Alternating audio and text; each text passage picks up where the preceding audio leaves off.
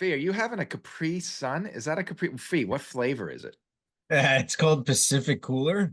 Oh, the greatest! It's the greatest of all time. It's like a pineapple and a cherry and an I'll tell apple you on what, the front of it. they're very refreshing. So good. Yeah, They're so good. Like, why are there not bigger Capri Suns? Because like, if you're an adult and you walk That's a good around a point. Capri Sun, people are gonna be like, Maybe "Why are they you should walking make around like, with a Capri Sun?" why won't this seat move? Jesus. Put Capri Suns in a can. I say, put them in a can. that's a great idea. Great. So, Fee Dutton, how's your summers going?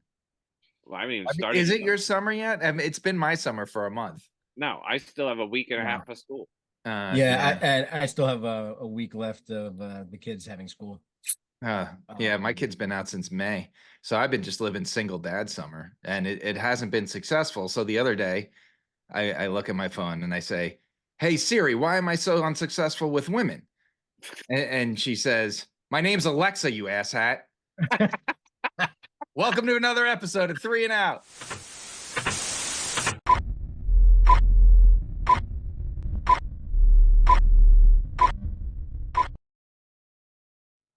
No, fair Hippolyta, a nuptial hour. That's the opening line to Midsummer's Night Dream, which is what you're all getting with this very special Three and Out episode. Ladies and gentlemen, we're back. We're going to talk some fantasy football. Why? Because we want to. That's really the bottom line. Ladies and gentlemen, welcome back. And here, as always, I'm Wayne Cavadi, and your two co-hosts, Chris Fanduel Fee Fiumano and Mike, the Professor Dunton Fee. I know we were just talking about it, but you're not in summer yet. But how are things going for you? pretty good, pretty good. I'm excited. It was 94 degrees here today. And you're excited about We that? went, I had off today, so I went to the pool with the Uh, kids. Oh, that's nice. Summer's here. We can go to the pool and have a good time and go up to Rhode Island, go to the beach. don't play basketball, right? Are you recovered from the basketball?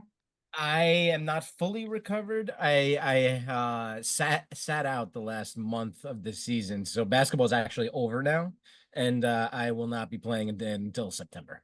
For our listeners, Fee got pretty much body slammed. Is that an accurate description? Well, no, I got run into. I got You kind Yeah. got of bowled trucked, as over, the kids would say these days. hit by a Trucked. truck. Sure, yeah, I got trucked, right? Um, and I fractured two ribs, which was Oof. not fun at all. Yeah, Not Trucked. fun. trucked, I say. Dutton, how's things going for you in the NC? It was warm here today. Fiumano's complaining about his 94 degrees, and I'm like, I see your 94, and I raise you feels like 109 because that's what's going to happen on Saturday here. Um, but anyway, we got a week and a half left of school, and then I am heading to the most magical place on earth. So what could be better than that? I'll So tell you what's better than that. I was in Vegas for the last week and it was 108 degrees every day and 102 in the shade. But the problem is there's no shade in Vegas if you've ever been there. So heat yeah, dome. Hope you were in a casino. I mean, I love when they're like, "Oh, it's a dry heat," says the guy in the pool with no shirt on and a bathing suit while I'm walking around in a suit and tie. Like, screw your dry heat and shut the hell up. Anyway, we're not here to talk about how much Vegas sucks in 108 degrees, even though it's still one of the best places on earth. We're here to talk about fantasy football. We're not going to do all the buy it and BS stuff today. We're just going to talk because there's a lot to get caught up on. And we'll go around and then we're going to give you some, we'll go through some over under Super Bowl odds and give you some fun and just have some fun in this Midsummer's Night Dream of an episode. So let's get right to it. There's a lot of social media hubbub around Brandon Ayuk and the 49ers. He said recently that the 49ers don't want him back. Let's not forget they drafted a wide receiver in the first round.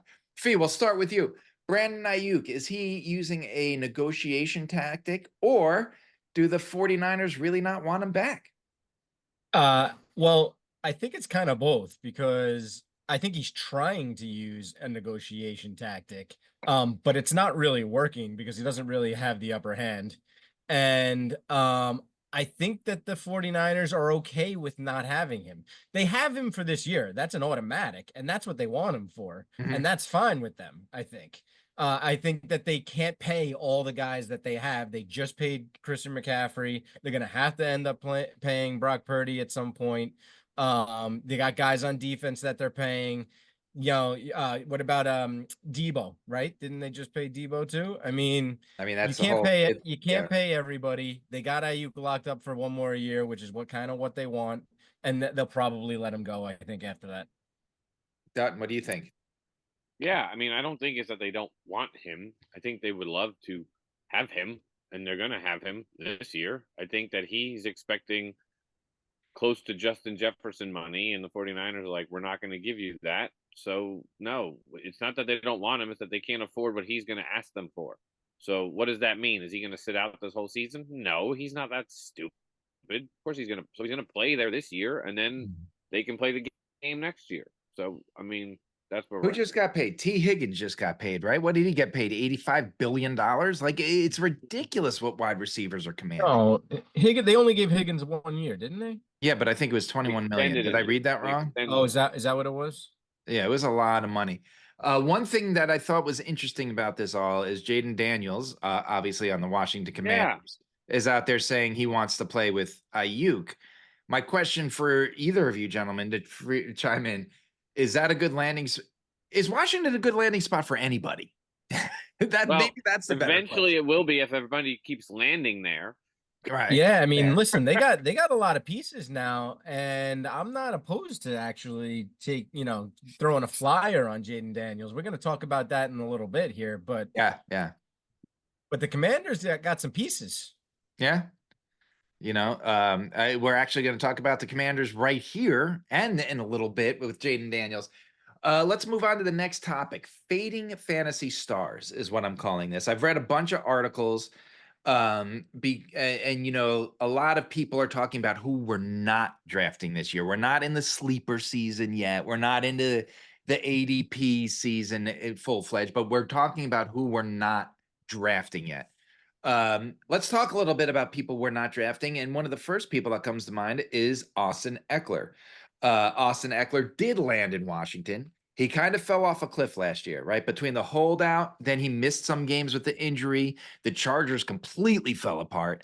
He was on the outs. Chargers felt like they didn't want him. He felt like he didn't want the Chargers. But now he's in Washington with his old coach, Anthony Lynn, who's doing the running game there, not the head coach anymore. So, Dunton, we'll start with you. Is Austin Eckler a fading fantasy star, or do you think he has a bounce back this year? I mean, I think can both be right.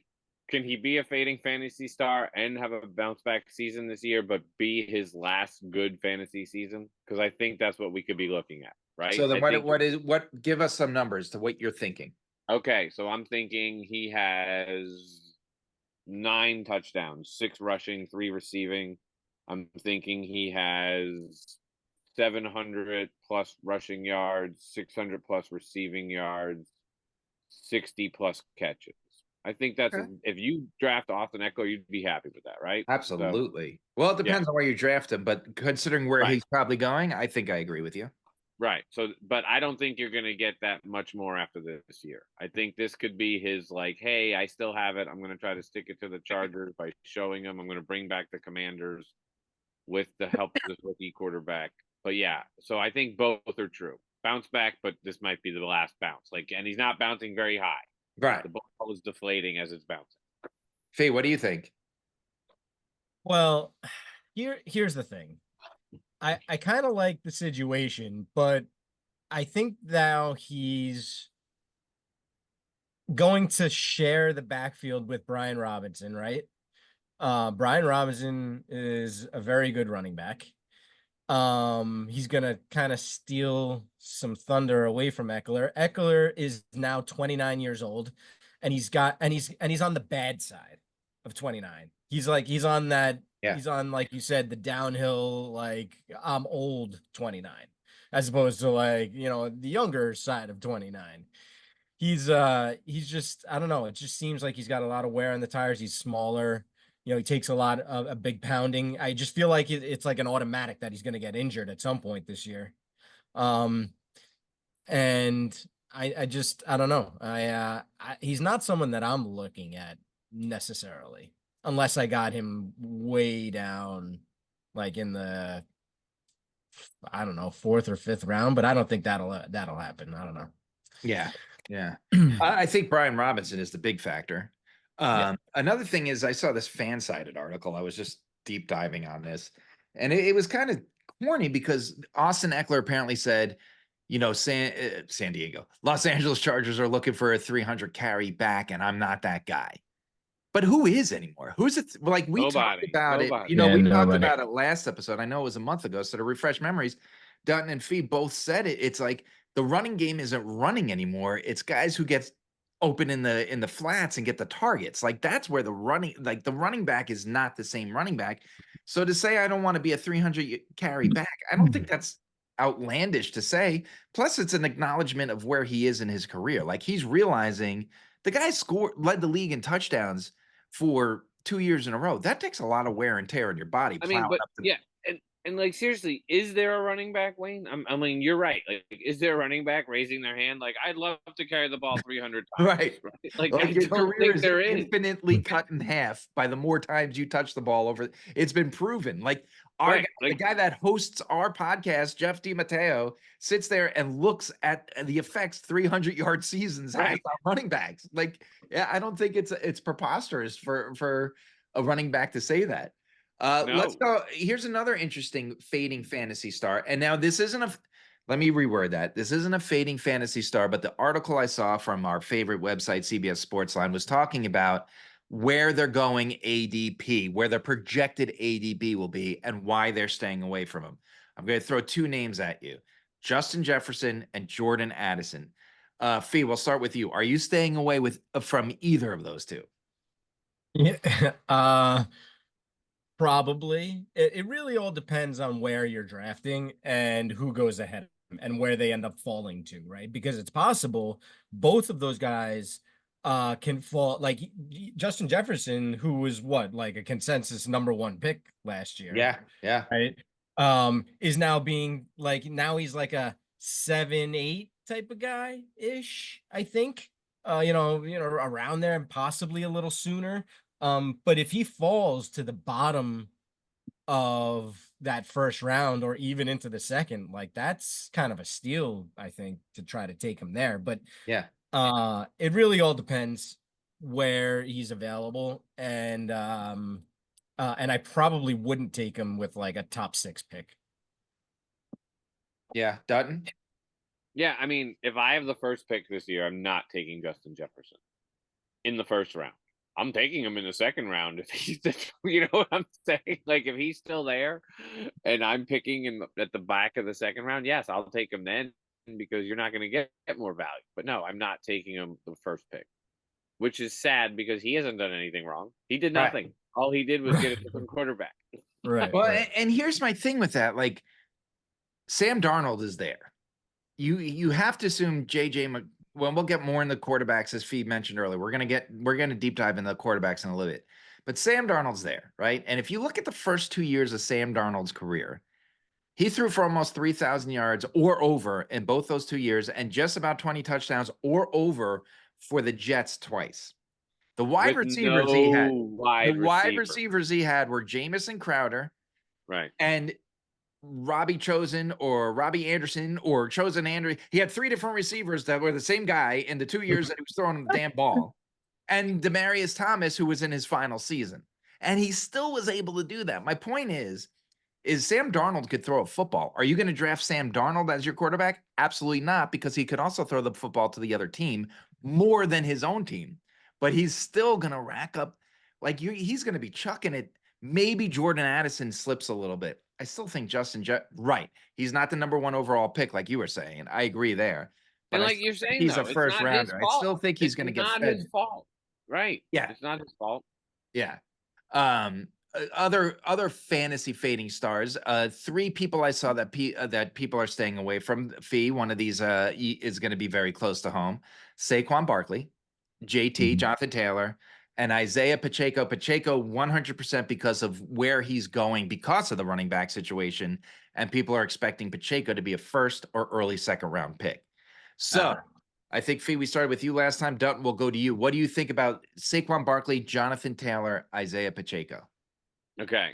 I think Saquon Barkley going to the Eagles is great for the Eagles offense. I don't think it's good for Saquon Barkley fantasy wise, because I think there's a lot of mouths to feed, and I think Saquon will have a role that he'll fit in well with. It'll be like, hey, we're inside the 30, Saquon, we're going to use you in the screen. Saquon, we're going to pound you up the middle.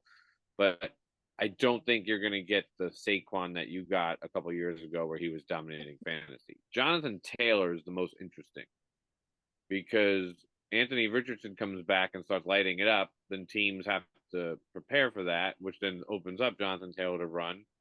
And I mean, he can still run, right? I mean, he's like, I think we haven't seen him. It's not because he's injured. It's just that they haven't needed to play him a lot because they've been in a weird situation. So I think he's got a lot of tread left on his tires. Yeah. Pete? So I kind of agree with most of what Dunton is saying, especially with Saquon Barkley. I do really like him though. And it really, again, I mean, it's going to be a recurring thing I say on this podcast, but it's really just going to depend on where I can get him. So I don't think he's a first round pick, but if you can get him in like the second round or later, I feel like that could be a great pick. So I kind of like Saquon. Same thing with Jonathan Taylor. You know, now they don't have Zach Moss anymore. And you know, I agree, if Anthony Richardson is lighting it up, that's going to open up a lot of holes for Jonathan Taylor, and he's still a top tier running back.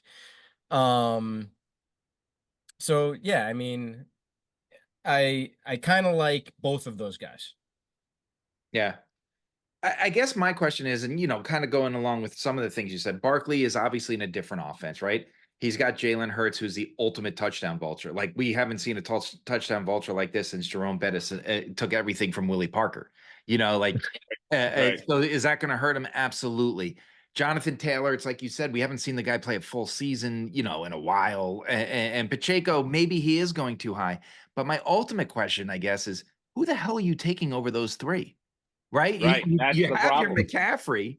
Yeah. You have James Cook is he had a great season. Are you 100% comfortable with him? Etienne, you do have guys, but we're talking about 10, 12 team leagues. Who are you taking at RB1 over those guys? Fee, I like this. Go ahead. I got two names for you. Okay. Reese Hall, Love it. who I love, and Bijan Robinson. Bijan's going to have a really good year. I mean, when your coach says we're using him a lot, that says something. And basically that's what the Falcons said. We're using him a lot. Yeah, I really like both of those guys ahead of the guys that we mentioned previously. So those are two guys that should be taken ahead of them. Yeah. Okay. Yeah, I just think running backs we've talked about it, and I don't want to beat it down because we're going to talk about it more when we talk about our pre-draft special, I think those are like some of the interesting people I'm seeing on do not draft lists, and I thought it was a good place to discuss it now. And obviously, as we get closer and we talk a little bit, in July and August when we talk about player ranking and stuff, we'll get more into it. But again, there's just the running backs aren't that deep that I don't even Saquon Barkley in a touchdown vulture offense. I still think he's an RB1 on most fantasy teams. QB class. We've been hinting at it. I want to read you this list I made. You guys ready? So this QB class, obviously 6 picks, and they went quicker than the 83, right? The QB, the draft of the QBs, all 3 went. What was it before the 15th? I mean, all 6 went before the 15th round. Let's look back at the last 10 years of first round quarterbacks, shall we? 2014, Blake Bortles, Johnny Manziel, Teddy Bridgewater. 2015, Dutton, you'll like this one, Jameis Winston and Marcus Mariota. 2016, we got a good one here. We got Jared Goff, who turned out to be pretty good. Carson Wentz, who I guess you could say had a half a good year, that handed the ball over to Nick Foles to win a Super Bowl. And then Paxton Lynch was a first-round pick. Let's not forget that. 2017, Mitch Trubisky. Obviously, you had Patrick Mahomes and Deshaun Watson. Deshaun Watson verdict is still out, but he looks like he's pretty much a bust. Yeah, he had a great year, but long haul. 2018, Baker Mayfield, Fee's already in on this one. Sam Darnold, Josh Allen, already the worst draft cast ever. Josh Rosen and Lamar Jackson. 2019, Kyler Murray, can't trust him. Sorry, Fee, Daniel Jones. And then Dwayne Haskins, who I believe ended his career as a wide receiver. 2020, this was a good one. 2020 was a good one. Joe Burrow, Tua, Justin Herbert, and Jordan Love. That was a money bun. And then we go back to garbage. 2021, Trevor Lawrence, Zach was good. Zach Wilson, Trey Lance, Justin Fields, Mac Jones. 2022 was one quarterback, Kenny Pickett. And then last year was Bryce Young, CJ Stroud, and Anthony Richardson. Verdict obviously still out. So my question for you is this QB class. We've seen some mini camp. It hasn't been good for most of them. Which one of these guys are you drafting and when are you doing it? Fee Dunton, we'll go to you. I'm drafting Caleb Williams, but not until at least the 7th round. Because by then I'll have a quarterback, a couple of running backs, a couple of wide receivers, and maybe I'm looking at the schedule and I'm like, oh, week 8, my quarterback has a bye, and Caleb Williams is playing this team, and he'll might be good by then, and that team's not very good. So that's when I'm taking Caleb Williams. Because I think he is going to be good, but I think it's going to take some time. That's it? Yeah, I don't trust any of the other guys. Okay. I don't. I only trust him. Fee, what about you?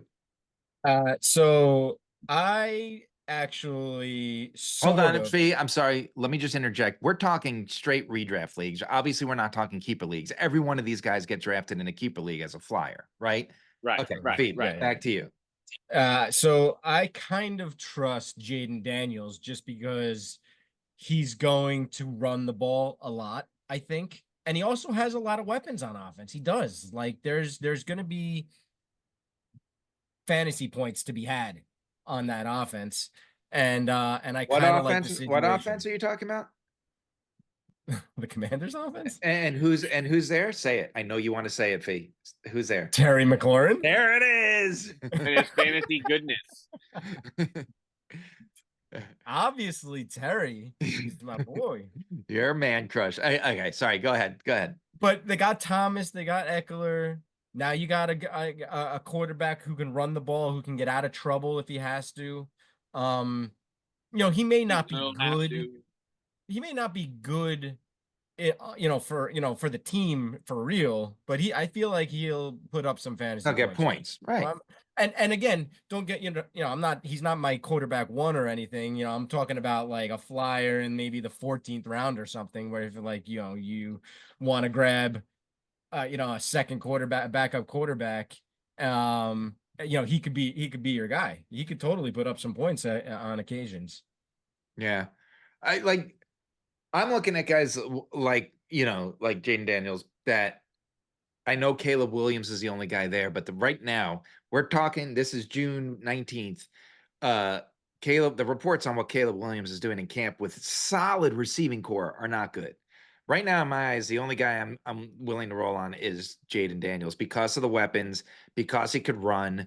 Hell, they may wind up with Ayuk. Maybe this isn't just posturing and trying to get a deal, and then that gets even sexier, But yeah, a lot of these guys, I think I'm passing on. Like one of the guys, Dutton, one of your hometown boy, Drake May, but it's like he's battling with another rookie quarterback that it sounds like in these, and I know it's mini camps, it's guys with t-shirts and chucking the ball. But the other, I can't remember his name. The other rookie has been just as impressive as Drake May. So that my confidence is out the window. Again, we'll see. Drake May is going to be good in 6 years, right? Drake May is not good right now. So apparently, the Jordan Love trajectory. Right. Yeah. I'm being serious. Like Drake May was drafted because who's going to start for the Patriots? Is what's his name? Jacoby Brissett. Yeah, maybe Jacoby Brissett. Probably that's the other problem. Starting quarterback, and I think if the Patriots are truly going to allow time to rebuild, then I think in 6 years, Drake May is going to be great. But no, you don't want him now. I'm telling you. Like I think Caleb Williams will get better. I have more confidence in him than Jaden Daniels, but we'll see what happens. I mean, yeah, if you are any of these fan bases who were very excited about drafting these franchise quarterbacks and you're hearing all these reports, you're like, I oh, know they've been bad, and I get that. Like social media is there's more right. You're going to experts see out the there that maybe right, aren't really in tune and with you're going to the team. see we're going to hear the negative more than the positive for sure. Exactly. Right, Yes. but yeah, you're definitely chewing your nails if you're the fan base right now. Yeah. Speaking of first round quarterbacks, anyone think that Trevor Lawrence contract was a little weird? Dunton, or we started with Dunton Fee. We'll go to you. What do you think? Yeah. So now Trevor Lawrence is getting paid. What is he like? Top I two, think three? it's on an annual basis. I think it's the same as Joe Burrow, which makes him the highest paid quarterbacks in football on an annual So basis. everyone gave the Giants shit for paying Daniel Jones $160 million. now every quarterback under the sun's making $260 million. Yeah. All right. So I mean, listen, I'm not saying Daniel Jones is good or anything, but like, I think they tried to do the right thing. And I don't want to take the conversation to Daniel Jones because we're talking about Trevor Lawrence, but like, I think the Giants tried to do the right thing because they felt like they were going to get a deal, and that looks like it is a deal, except that you got a crappy quarterback. But Trevor Lawrence, I mean, what has he done that he deserves to be the highest paid quarterback in the NFL? I'll answer your question after I let Dutton talk. Okay. I mean, look, there's only one person in the league who's very, very happy about that, and his name is Patrick Mahomes, because he's literally getting the opportunity whenever he wants to walk in to the Hunt's office, put whatever headline down for whatever next big quarterback is going to sign, whether it be Dak Prescott or whomever, right? And he's just going to say, I'm starting my asking price at 22% of the team. Because that's where we're at, right? Because how is Patrick Mahomes not going to be worth that if you are going to end up probably paying Dak Prescott $60 million a year, right? So that's where we are. Like, if that's what we're going to pay Dak Prescott, who's done nothing for the Cowboys, and we're about to talk about will the Chiefs three-peat with Patrick Mahomes as their quarterback? Yeah, he deserves ownership of the team at this point. Yeah. Here's the thing, though. I think Mahomes is going the Brady route as far Of course he is. Of course he is. Which is the smart thing to do. Absolutely. That's why he's going to ask for ownership of the team. Be the highest paid quarterback, which is fine. Right. Yeah. Which is fine because he's just going to win Super Bowls all the time. And he's going to just say, I'm just going to ask for ownership of the team. And when this is all said and done, right now I'm starting at 22%. If I win you 4 more Super Bowls, I'm going to ask for 30%. Like, that's where we're at. Well, Fee, to answer your question, you actually answered it and you didn't realize it. So let's go through the Trevor Lawrence. He had a terrible rookie year, but as Fee, you did it. We wrote it off because of Urban Meyer, right? Urban Meyer was not the right guy. So he got a wash. And with that wash, he came out in year 2 and was really impressive. People were really excited for him to lay an egg in year 3. So the answer to your question, Fee, and what we're seeing is, what did Trevor Lawrence do to warrant this money? He was the next man up, right? Daniel Jones was that guy. He got a contract that everyone was saying, what in the hell is this? Trevor Lawrence was just the next quarterback. And every team, we know the NFL. Why do I rip on Josh Allen? Is it because Josh Allen's a bad player? No, I could not sit here and watch football and tell you I know what I'm talking about. Right. Honestly believe Josh Allen's a bad football player. It's because he can't win the big game. This league is built around the quarterback, and all you have to do is be healthy and the next man up, and you're going to, like you said, Dunton, next year it's Dak, right? Dak's going to be the highest paid quarterback in the history, highest paid player probably in the history of the NFL. And then the year after that, whoever's next, right? Josh Allen's coming to that point. That's all it is. It's whoever's. I mean, we're paying wide receivers almost $40 million a year. Right. And if I'm Trevor Lawrence, I'm going to point to that Daniel Jones, right? I'm like, that's Daniel Jones. Look what he did on that contract. You better pay me 20 more %. Right. And that's all it is. It's now Dak's going to be like, you see what Trevor Lawrence is making, and you think I'm going to pay for less than that?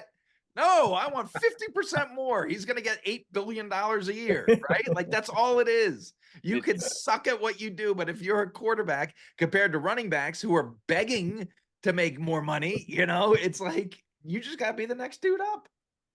It's amazing that one player, no matter the position, one player can make $50 million a year, and then you got running backs that are making what, like 7, 8, Yeah. maybe what's Christian McCaffrey, 13, 14? Yeah, it 13. wasn't even that. Yeah, crazy. I'm going back to some of the articles I read. I read a lot of people. This is another question. Sorry. Sam Laporta or Trey McBride. A lot of people are saying Sam Laporta is going to be too high in ADP in their projections, and Trey McBride's the pick. Both were exciting rookies at a position that is absolutely terrible. So, Fee, what do you think? Trey McBride or Sam Laporta? Who's on your draft list? What's McBride's ADP currently? They're saying still like again, this is June. Just some of the articles I was reading that was talking about this is Laporta's like a 2, 3, second, third round guy, and McBride's like a 4, 5, 6 guy. At those prices, I'm kind of staying away from both of them. That's Actually. fair. Yeah, I just there are other tight ends, maybe not as good as these guys. But we've seen this in the past, right? Like, you always had Kelsey or or Mark Andrews or George Kittle, at some point. Where there was like 1 or 2 or 3 really, really good tight ends, and the rest were like, pick and choose, like maybe you hit one, maybe you don't. And we know that Laporta and McBride are both really, really good tight ends, but I'm not sure I want to pay those prices to get them. Done. Yeah, I mean, I would have more confidence in Laporta, I think, because I have more confidence in Jared Goff than I do of Kyler Murray. And I have more confidence in the Lions offense than I do of the Cardinals offense overall. But I think we're entering a different little window here where a couple of years ago it was Travis Kelce and then a huge chasm between him and the next tight end. And now it's Kelce, and then Fee just mentioned, I mean, Andrews, and now we have Laporta and McBride. And so I think there's enough tight ends that you can kind of pick and choose and maybe not waste a higher pick so that you can wait a little bit. You know what I'm saying? So it's a deeper class. It's a deeper class. Yeah. It's deeper, so I think that's helpful. So yeah, their ADP might be high, but you're like, yeah, but do I trust that enough, or can I just get this wide receiver who I know is going to help my team more, and I'll just wait on another tight end for another round later? So Yeah. I think you have that. There's now no denying that we watched Kelsey's decline last year. Now, don't get me wrong, Kelsey will probably play at 80% of what we know Kelsey is, and he's still the best tight end in football, right? Like he's on the decline. He's 34. He's going to be 35 years old. Like that's you can't deny that. But his decline is still the best tight end in football. That said, I think Sam Laporta is the second best, and I do think that I agree with you, Dunton. The chasm isn't that wide anymore. There's a lot of good choices. I mean, even Okonkwo, who we love on this show, they're saying he's trimmed down, that the new offense, he looks great. Again, mini camps, everyone's a t-shirt, but he looks good. He looks different. Like that's the guy he was a top 10 quarterback 2 years ago and then fell off a cliff last year with that terrible team. Anyway, that's not my point. My point is this: McBride, the last 8 weeks of the season, made all his points off receptions, right? So if you look, he cleared 65 yards in those last 8 weeks just twice, and he scored 2 touchdowns the whole time. He averaged 8.1 targets per game over that span and caught more than 80% of those 8.1 targets. My question for you is this: those last 8 weeks, when all his peripheral stats plummeted, who was his quarterback? Kyler. Right. It wasn't Kyler when he was with Dobbs and lighting things up. And all of a sudden, Kyler comes back. So you're telling me you're trusting a tight end that got 8.1 targets a game when you just drafted Marvin Harrison Jr. with your third overall pick? No way is McBride still getting 8.1 points a game. So those 7 receptions for 30-yard games are going out the window, and all of a sudden you got a tight end that's catching 30 yards on maybe 2 passes if you're lucky. Well, right? and like, And I still think you draft McBride. Don't get me wrong, but Laporta was Laporta from day one to week to the loss to in the playoffs. You he know, was I just consistently good all year long. yes, and from a tight end, that's a miracle. That's a And we're forgetting, like, there's some up and coming tight ends. Like Luke Musgrave started to come on for the Packers at the end of the season. Now you got a whole year, Jordan Love and yeah. him, and a whole offseason. Like, and we know The Cowboys tight guy ends. too, the Ferguson guy. Right. He looked sharp at Yeah. times too. So, I mean, I just think that you're going to have to really pay attention to ADP when it comes to tight ends. And Yeah. you also don't necessarily have to, like, fret, panic, draft. Oh my God, I have to get a tight end right now, and leave other people on the board that you could have maybe waited where years past you had to get a tight end when you had to. Yeah. I mean, there's like a whole boatload of other names that we're not even mentioning. I know. Like, Right. No, it was just that this conversation, the article I read was a conversation that you should focus on McBride more than Laporta because McBride's going to be greater value. But I just don't. oh, yeah, no, I don't agree with that. I don't I agree think with that at Laporta all. is by far and away a better tight end than Yeah. McBride is. I'm gonna on our spreadsheet that we always talk about, I'm gonna bump this question to the first part of the next section because we could just talk about it there. We're gonna talk about Super Bowl favorites and I use DraftKings. They better sponsor us because I just said their name. I use their odds. And we're not gonna go through every team's odds, but I took the top 9 because those were pretty good odds to win. So we'll start the conversation, Fee, with you. The Chiefs are obviously the best odds. They're plus 550. Do they three-peat? I gotta say no. Only because it is so hard to do something like that, right? Not even the Patriots did that. Yeah, no, you're right. And there's like, I don't want to say discourse, but like they've got issues between Raji Rice with his off the field issues. And yeah, I know that they drafted that wide receiver also, and and Kelsey's getting older, and now can Pacheco really hold up for a whole season, or will he get injured at some point? So I don't know how much you can actually count on the Chiefs. I mean, listen, they'll probably be really good again. Yeah. They'll make the playoffs, and maybe they'll make some noise, but I'm not sure that they can win the Super Bowl again. Dunton. Everything Fiumano said is 100% correct. And he said one thing that makes me disagree with all that he said, and that is the Patriots never did it. And I can promise you that Patrick Mahomes is well aware of that. Yeah, and that's fair. Right? I mean, yeah, Fee, you nailed it. Questions, off-season issues, everything you said, but you said it. The Patriots never did it, so I'm not counting Patrick Mahomes out. I'm sorry, because they're going to make the playoffs.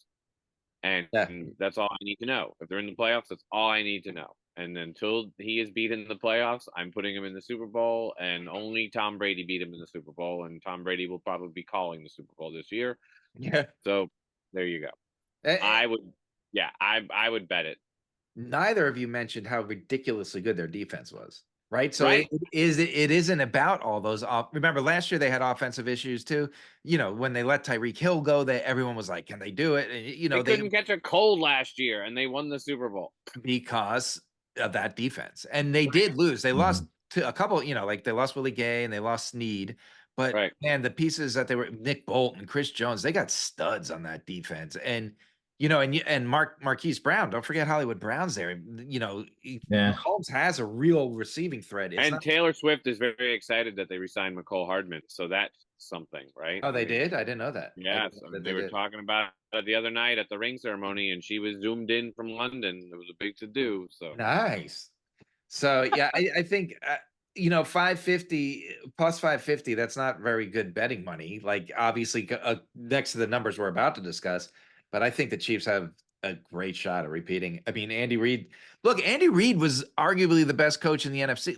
How many NFC championships did the guy go to? A lot, and he could never win the big game. Right, but like obviously the guy's a great coach, and now he just needed a Patrick Mahomes, and it's like he's unbeatable, right? Like that's all it was.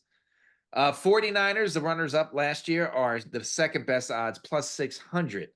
Dutton, what do you think? I'm staying away from the 49ers this year. I just think I'm not discounting Brock Purdy. I don't think it's a Brock Purdy issue this year. I just think people catch the 49ers. I don't think the It's 49ers are as dominant as they've been. Fee. it's their defense. Right. That's the issue. Yep. And defense wins championships. Wayne You just said it. Yeah. Yep. Chiefs defense was great. Was Yeah. absolutely great. And that's what helped them win that championship. Absolutely. Defense still wins championships. And I think that's a problem for the 49ers still. I don't know. I'm not on the 49ers because you know what I'm on? The Lions, baby. Come on. Look, Dan Campbell learned, right? They had that game. They won that game. Dan they did. Campbell had to walk away knowing what he learned from that game. The Lions are arguably maybe better than they were last year, right? Jamison Williams should be an absolute beast with Amon-Ra, Sam Laporta, who we were just talking about. Gibbs could wind up being the best running back in football, if not next year, the year after, right? And then the defense, they bulked up. It's just So it's funny you're talking about that because, well, they're not on here, but I'm really convinced that the team that represents the NFC in the Super Bowl is the team that wins the NFC North, and it comes down between the Lions and the Packers. So everything. Yeah, I just think that it might be the year for the NFC North in the Super Bowl. So. I just think the Lions are still so good, and they had to. I hope Dan Campbell learned from that game. If he didn't, then we have issues. Yeah, Fee, what do you think? Yeah, I love that pick. Just even because of the number, right? Plus 1,200. I mean, the Lions are at plus 1,200. I didn't say that. I feel like that's a solid number if you're going to throw some money down on the Lions. I know that we may talk about some of these other teams that are down the list here, but I also, since we're talking about the NFC, I actually really like the Eagles, especially at plus 1,700. I know. I feel like that's a great number. So, I mean, to take one of the best teams in the NFC, and again, you never know, at that number, I feel is a good pick to throw down a couple bucks on. Don't you think it's odd that the Bills and the Lions have the same odds? I think it's weird the Eagles and the Cowboys do. What the hell does the Cowboys done to merit anything under 3,000 plus 3,000? Right. I mean, I'm looking at the Bills. What, they didn't even get better this year. What? No, they did nothing. Running back. They did nothing. What? Ezekiel Elliott. He's back. The Bills being plus 1,200, no. The Lions, yes. You know what I mean? That's just a weird. I think the Bills, they don't have Stephon. I think. I mean, it feels like I don't want to say they're in rebuilding mode because they got Josh Allen, but it seems like they're in restructuring mode, right? They got rid of Gabe Davis. They got rid of Diggs. Right. The receivers, I do love. Keon Coleman, is that his name? The rookie. Yeah. I love that guy, and I think he'll be great. Yeah, so we did skip over one. So the Chiefs were plus 500. The 49ers were plus 600. We talked about the Lions and the Bills at plus 1,200. We skipped over the Ravens at plus 950. I have a hard time with that one, and I'll tell you why. I could not figure out where I stood. So tell me. The Ravens division is impossibly hard. It is tough. So if you win that division, you're coming out banged up, bruised, battered. And if you compare that to the Chiefs, I'm sorry, that AFC West is not going to be very competitive. It's not. Yeah. Maybe the Chargers challenge the Chiefs a little bit, but I don't think this year.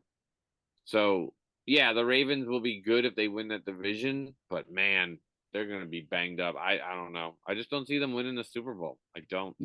Hey. Yeah, I mean, I agree. I agree with Dunton. Everyone, what we didn't talk about earlier when we were talking about running backs and fading fantasy stars. That's a good point. One of those guys I wanted to mention was Derrick Henry. I feel like that's a perfect guy to fade at this point. Yeah. Is he in an amazing running system? Yes. Is he an amazing running back? Yes. Is he behind one of the better offensive lines in the NFL? Yes. It's all like coming together to be like, oh, this is like the perfect situation for him. Except that, by the way, last year Tyjae Spears had more carries than he did. Really? everybody knows that, right? Yeah, So like, right. so last year on the Titans, he didn't even lead his team in carries. Are the Ravens really gonna load him up with 250 to 300 carries? No You know, way. I feel like, yeah, I feel like he'll be lucky to get like 150 touches. Yeah. Yeah, I agree with you. And which also means he's going to have to be hyper efficient, right? Yeah. Like he's going to every single one of those touches is going to have to be like great, great fantasy points, in order to kind of Yeah. get that comeback, get that feedback from, And he's got 6 games against hard teams in his division. He's not in the Yeah. NFC South. Right. yeah. Right. So they were the Lions and the Bills were 12 plus 1,200. This one made me scratch my head. Why are the Bengals plus 1,300 and the 5th best odds to win the Super Bowl? What am I missing here? Anybody? I don't. Yeah. See, I think the Bengals would be high. I would have the Bengals higher than the Ravens this year. I would. Really? Yeah, I would. I just think that they're like both like crossing, and the Ravens are on a downward trajectory, like, and the Bengals are on an upward trajectory. And I think this year, the Bengals might be a little bit ahead of them. I don't know that So the Ravens are on a downward. I just don't know that I they mean, could when I get say past Mahomes. well, right. So when I say downward, I'm not saying like they suck. Like they're going to make the playoffs. They're going to be fighting for first place in their division. They might be fighting for the number 1 seed. Yeah. But Okay. I just think Gotcha. that they're just like it's a hard fight, and I don't think they're as good as they were last year. Does that make sense? I'm saying they're still That's fair. great. But, Okay. I gotcha. Right. Fee? The Bengals. Yeah. I don't know that I would make this bet just because I don't see the Bengals winning the Super Bowl this year.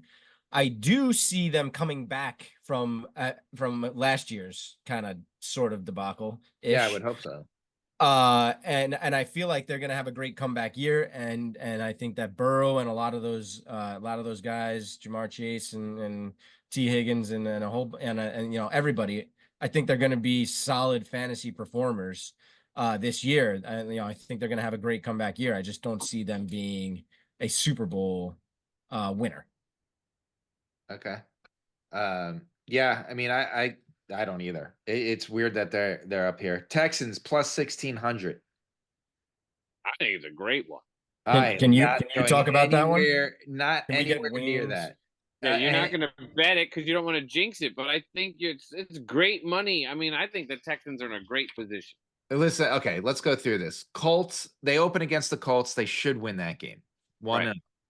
Bears, at that point, the Bears are still going to be a work in progress. They should win that game. Vikings, they should win that game.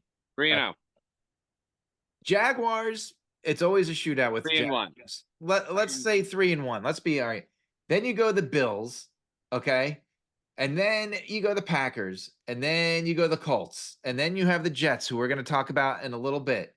And then you have the Lions, and then you have the Cowboys, and then you have your schedule's hard. And then you have the Titans and the Jaguars again. That's a hard schedule. Then you have the Dolphins, then you have the Chiefs, then you have the Ravens. There is no. I am the biggest Texans fan in the world. I had the greatest time watching him last season. I just rattled off like 5 of the top 10 defenses in the NFL. The hardest schedule in football is in my book right now. That's got to be an under. Yes, there's no way the Texans should be that highly favored to win the Super Bowl. No. Are they going to make the playoffs? Yeah, because they're going to win the AFC South, which sucks. Right. But they're not sniffing a Super Bowl. And then we talked about the Eagles and the Cowboys at plus 1,700. Here's my favorite part. We're going to close out the show with over-unders on wins. And I picked I'm not doing all 32 teams, but I picked out teams that we talk about a lot on this show. So let's start with Fanduel Fee and the New York Football Giants over under 6.5 wins. Will they get to 7 wins? God. My heart says yes. My head says no. Stick with your head. I'm gonna stay away from this one, most likely. I feel like they could do it. I really do. Yeah. Yeah. What did they finish with 6 wins last year? I think so. I think so too. So they would only need to get one more. Yeah. I feel like they've done some really good things. We talked about it on the last show about the great moves that the Giants have made, free agency, draft, everything, picking up new guys. So I think they have a chance. Yeah. But it's why I think I'm gonna stay away from it. Dutton. Under. Yeah. Like, look, you can't say they have to play the Eagles and the Cowboys because it doesn't matter how bad either. When those teams play, it doesn't matter if one of the teams is 16-1 and the other's 1-16. It's going to overtime, right? Like that's just how they play. So I don't care about that. But I'm looking at the Giants' schedule, and It's you know hard. what? Is it like? Yeah. They play the AFC North, so that's hard. Yeah, that is true. They play the NFC South, which helps them. Right. And you get to play the Commanders, who you should handle. It's tough. I think they finish at 7 wins. I'm going over. Steelers 8.5 over under Dutton. Over because Mike Tomlin is always 500 and I think it's the easiest bet on here, right? Like, how do you not go 9 wins when this guy's can't be got an actual 500 quarterback? anymore because we have an odd number of games, so you have to go 9 wins, right? It's over. The guy has never had a losing season. Right. He had Kenny Pickett and a cast. And this year, I think the Steelers are going to be sneakily good. And now they got Russell Wilson and Fields. Fields. Just in case. Fee, are you on board over? Easy over? Oh, yeah. Okay. Here's my question. The Jets, 9.5 wins. Has there been, we've been doing this show for 5 years. I'm willing to go back even 5 years before that. Has there ever been a team in football so solely dependent on the health of one player that answers this question? Because if Aaron Rodgers is healthy, this is an over. If he's not, it's an under. They did pick up Tyrod Taylor. Oh, well, sure. My bad. I mean, have you ever seen a swing? Like, this is a 3-win team without Aaron Rodgers. With Aaron Rodgers, they're a Super Bowl contender. Fee. Yeah, I mean, everything you just said is correct. I do like the fact that they have Tyrod Taylor now as their backup as opposed to Zach Wilson, who, if something should happen, at least he can drive the team and control the team and get them some wins. The Patriots are bad. Okay. The Dolphins are good. And who's the other team? The Bills. The Bills. That's kind of like a toss up, right? I'm gonna go over. If Aaron Rodgers is healthy. Yeah. If Aaron Rodgers is healthy. Dutton. Well, first of all, Fee, I listened to every word you said, but you might have saw me giggle because I was watching Dunton fight with a mosquito or something over. You're getting eaten alive out here, friends. I'm getting eaten alive. What do you think? Over under? I'm going over 10-7, but I do love the fact that I can't be at work. That's mandatory because I'm off doing drugs with my friends. But I'll be back for the next mandatory work assignment. I mean, didn't he do that with the silent retreat a couple years ago at the Packers? No, that was during the off season. This was legit. Like, I have mandatory right. Oh, wait. Robert Saleh, coach. Sorry. I'm actually away that week. I'm doing drugs with my friends. All right. So I won't be at your mandatory mini camp. But no, I'm going 10-7, assuming he's healthy the whole season. Was that a thing? The drugs with the friends? Was that a thing? That's apparently where he was. That's why he wasn't at minicamp. Is that he might have been away doing drugs with his friends at an ayahuasca retreat. Like, again, more power to him, but like, it's mandatory minicamp. I'm just saying. Texans 9.5. I told you. I think they get 9 wins because of the division they play in. But yeah, I'm going under. I say under based on the schedule you rattled off. Right. Fee, you agree? Yeah, I'm on the under. Yep. But because of the schedule, yeah. We just talked about that division in the conference being tough. Dolphins 9.5. Dutton. Under. Fee? Yeah, I want to go under on the Dolphins. I think Tua gets hurt again this year, and I don't want to put that into the universe, but I think they're a 10-win team. I'm going over. Cowboys 10.5.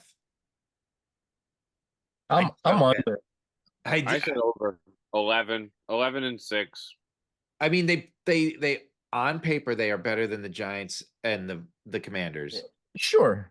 The Eagles should be a shootout, and you said they play the AFC North. Are they infinitely better than the Ravens? Are they infinitely better than the Steelers? Like the Bengals, like that's a tough schedule for the Cowboys. I don't know.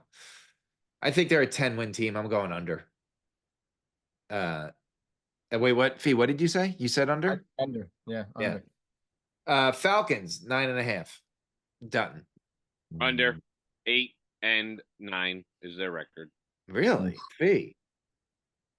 This is a tough one for me because I actually really like the Falcons this year. I do too. But 9.5 is a big number. Like that's something that I'd want to kind of stay away from. But their division is so crappy.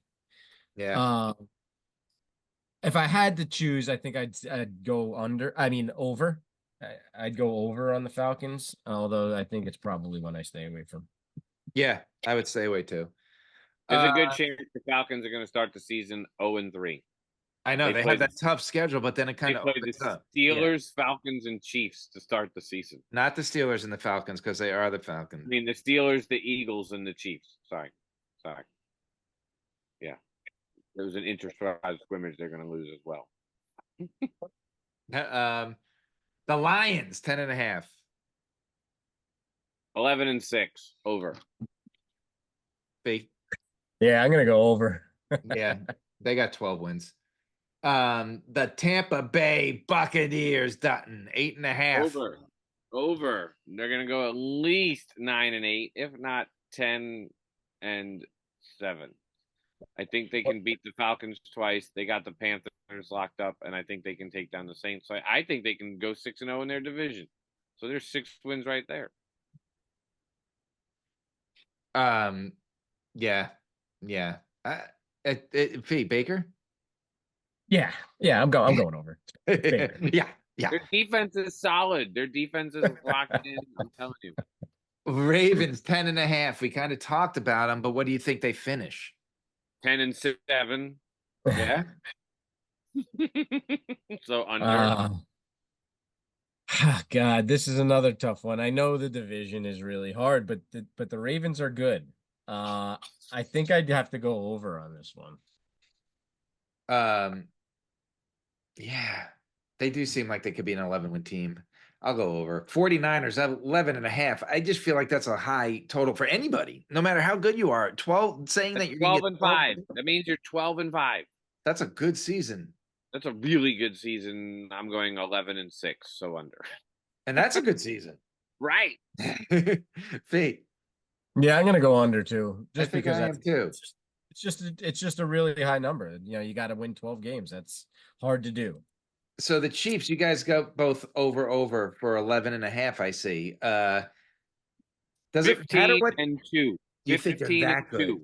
I'm marking it down. I'm telling you. I'm just feeling that we are going out. We are going to see. Did you see? Apparently, he's been in the gym every day because people made fun of his dad bod, and now like we are in for a whole new version of the Chiefs, as we will say, we could be in their three-peat era. Yeah. Look at you. Look at you. I like it. He's probably got a shirt over there and everything. Fee, what do you think their record's going to be? Not 15 and 2. Going big and going home, baby. I would probably go 12 and 5. Yeah. Yeah, I'd go over on the 11.5. I was going to go under, but you know what? Taylor Swift 13, right? Got to go 13 and whatever that is, 13 and 4. So yeah, I'll go over. Bengals, last one, gentlemen. Bengals 10.5. What do you think? I told you it's a conundrum to me. I don't know how many teams come out of that division with 7. Yeah, right. Like everyone's going to be 10 and 7 in that division. The Ravens are 10 and 7. The Bengals are going to be 11 and 6 to win the division. It's going to come down to the last game of the season. I don't know if they play each other, but I'm making this up in my head. Yeah, there you go. Let's see if they do. It's like wrestling. Great if they did. I'm going over on this one too, just because I talked about how I think the Bengals are going to have a comeback year this year. Well, I'm going under. I think it's 10 though, right? Like I don't think it's like they're going to be terrible. I just think it's right there. Uh so that's it, right? That was a lot of fun. I'm glad that we jumped on this call for no apparent reason other than the fact we wanted to talk fantasy football. Uh Gentlemen, Fee, Dunton, you got anything to add to the story? You want to add something in? I'm excited to get ready for camp. I'm excited for fantasy football magazines because I'm still old school. And when you're laying at the Yeah. pool, you can read a magazine and it's easy. So yeah, let's go. It's about to be fantasy time. July 1st. That's when the official fantasy season starts. I know a whole bunch of people love fantasy year round. July 1st. We need an official start date. July 1st. There you go. And Fee? Yeah, no, I enjoy your summer. Enjoy your summer out there. Have a good time. But when we get back into like August area, we're gonna be coming back strong. So Yeah. Well, I'm excited. We're switching fantasy apps, which is going to be great for the league. It's going to be great for humanity. I'll be less mad, and when Wayne's less mad, things are good. That is better for everybody. Thank you for joining us. We're going to talk about it more in detail, but we're going to stick with a show in July, and then we'll be back for the preseason special like we always are. But thank you once again for joining us, and welcome to season 5, and we'll see you next time.